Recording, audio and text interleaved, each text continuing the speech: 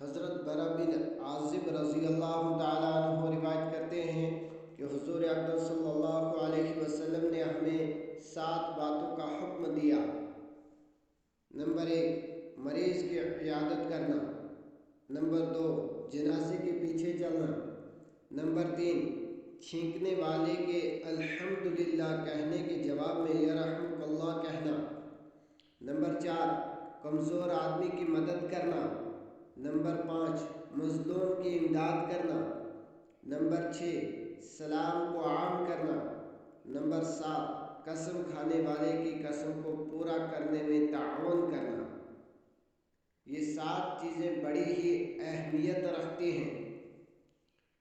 حضور صلی اللہ علیہ وسلم نے اس حدیث میں حکم فرمایا، جن 7 چیزوں کا حکم فرمایا وہ بڑی ہی اہمیت والی چیزیں ہیں۔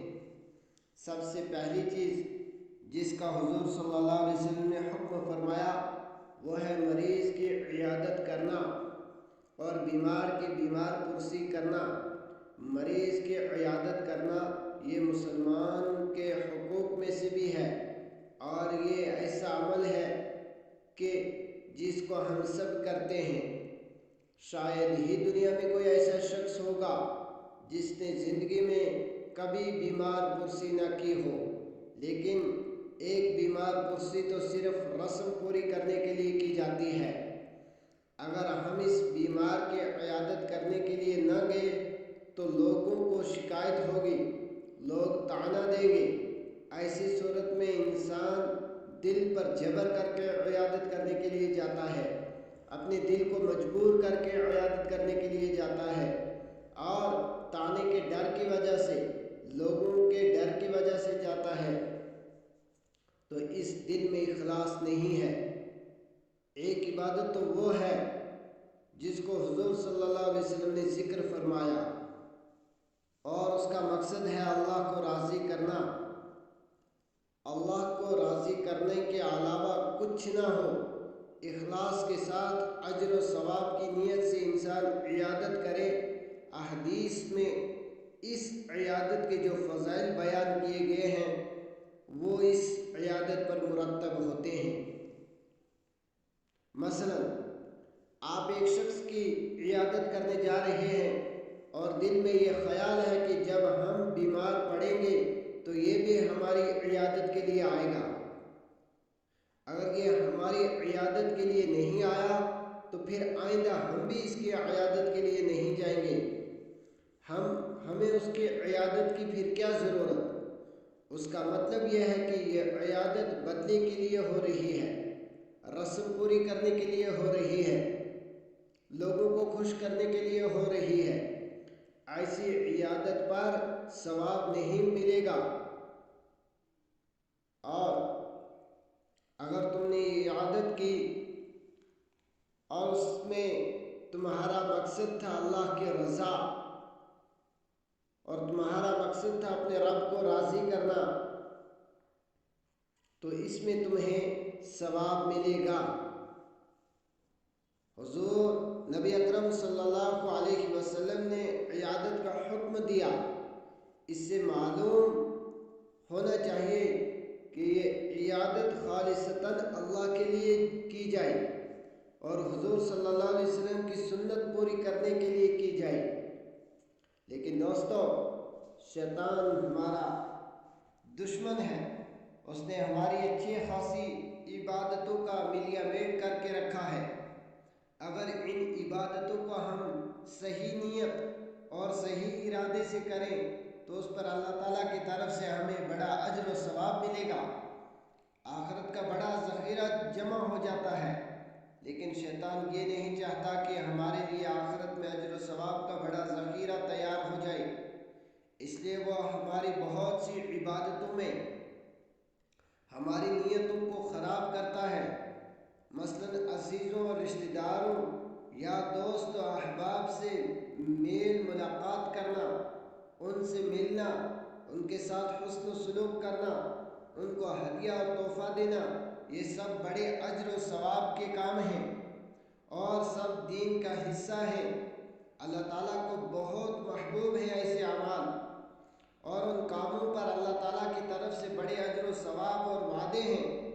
لیکن شیطان نیت کو خراب کر دیتا ہے، جس کے نتیجے میں وہ شخص یہ سوچتا ہے کہ جو شخص میرے ساتھ جیسا سلوک کرے گا میں بھی اس کے ساتھ ویسا سلوک کروں گا۔ مثلا فلاں شخص کے گھر سے میرے گھر کبھی کوئی ہدیہ نہیں آیا، میں اس کے گھر کیوں ہدیہ بھیجوں؟ جب میرے یہاں شادی ہوئی تھی تو اس نے کچھ نہیں دیا تھا، میں اس کے یہاں شادی میں کیوں کچھ لے کر جاؤں؟ فلاں شخص نے میرے ہاں شادی کے موقع پر تحفہ نہیں دیا تھا، لہٰذا میں بھی اس کی شادی میں تحفہ نہیں دوں گا۔ اور جس کا نتیجہ یہ ہے کہ ایک مسلمان بھائی کو ہدیہ اور تحفہ دینے کا عمل، جس کے حضور صلی اللہ علیہ وسلم نے بڑی فضیلت بیان فرمائی تھی، شیطان نے اس کے اجر کو خاک میں ملا دیا اور بہانہ یہ بنایا جا رہا ہے کہ اس نے مجھے نہیں دیا تو میں اس کو کیوں دوں۔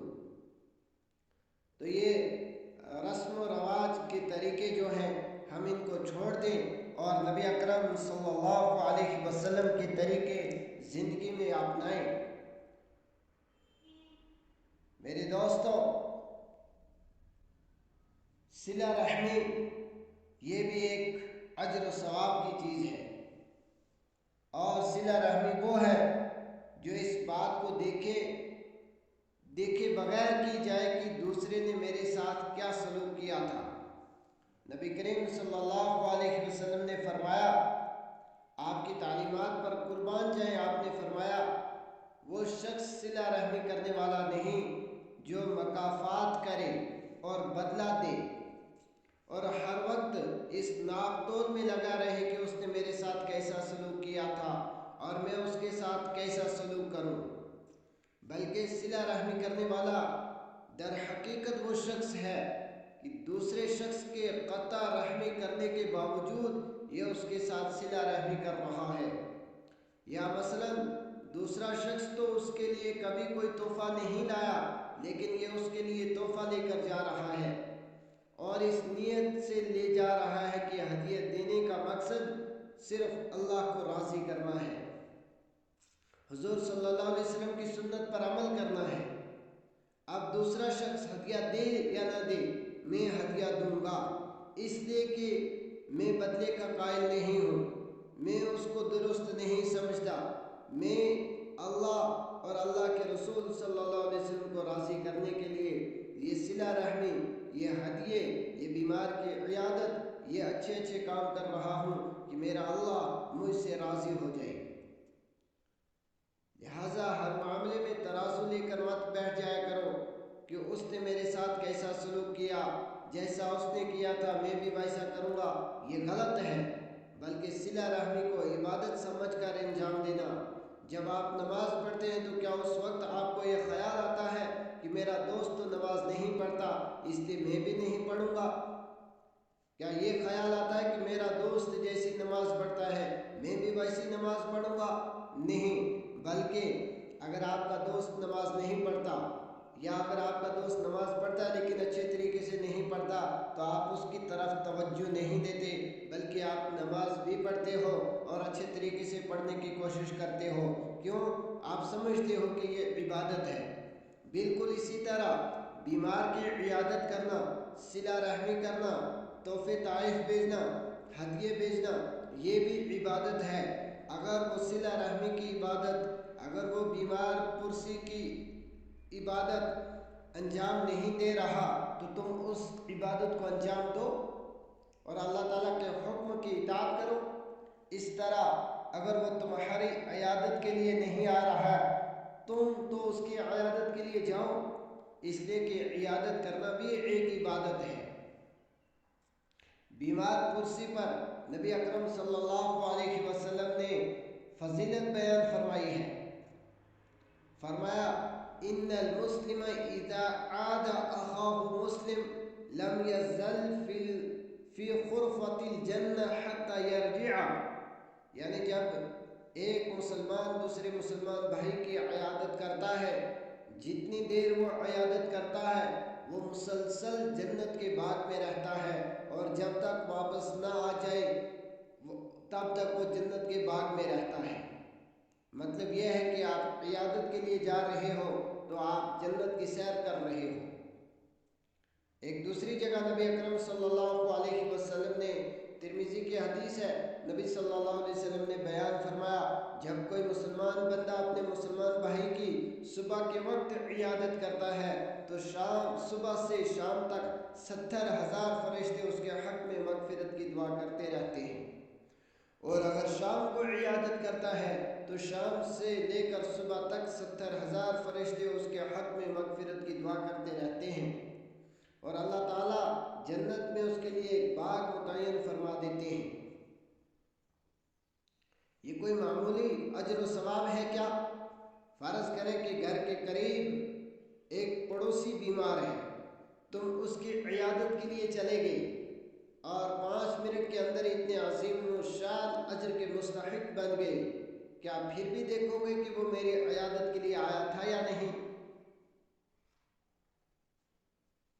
اگر اس نے 70,000 فرشتوں کی دعائیں نہیں دی، اگر اس نے جنت کا باغ حاصل نہیں کیا، کیا تم یہ کہو گے کہ میں بھی جنت کا باغ حاصل نہیں کرنا چاہتا اور مجھے بھی 70,000 فرشتوں کی دعاؤں کی ضرورت نہیں، اس لیے کہ اس کو ضرورت نہیں ہے؟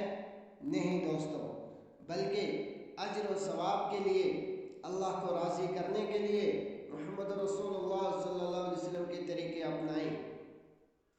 بلکہ اس سے بڑھ کر ایک بات یاد رکھیں، بعض مرتبہ آپس میں تو میں ہوتی ہے، وہ بیمار جس کے ساتھ آپ کی ناراضگی ہے، اگر وہ بیمار ایسا شخص ہے جس کی طرف سے تمہارے دل میں کراہت ہے، اس کی طرف سے طبیعت کو میلان نہیں، یا اس کی طرف سے آپ پر زیادتی ہوئی ہے، پھر بھی عیادت کے لیے جاؤ گے تو انشاءاللہ دوہرا ثواب ملے گا۔ ایک عیادت کرنے کا ثواب، دوسرا ایک ایسا مسلمان جس کی طرف سے دل میں انقباض تھا، دل کے اندر قدورت تھی، تم نے اس کے ساتھ ہمدردی کا معاملہ کیا، اس پر علیحدہ ثواب ملے گا۔ لہٰذا مریض کی عیادت معمولی چیز نہیں ہے، خدا کے لیے رسم بنا کر اس کے ثواب کو ضائع مت کرو، صرف اس نیت سے عیادت کرو کہ یہ حضور صلی اللہ علیہ وسلم کا حکم ہے اور اس پر اللہ تعالیٰ اجر ثواب عطا فرماتے ہیں۔